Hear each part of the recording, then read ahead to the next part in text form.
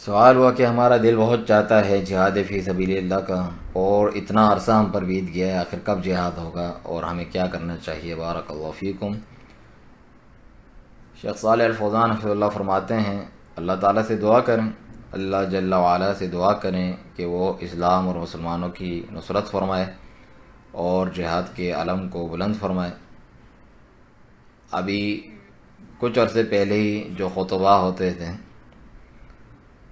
اور بلکہ آج تک بھی اپنے خطبے میں وہ یہ دعا کرتے رہتے ہیں کہ اے اللہ جہاد کا علم بلند فرما۔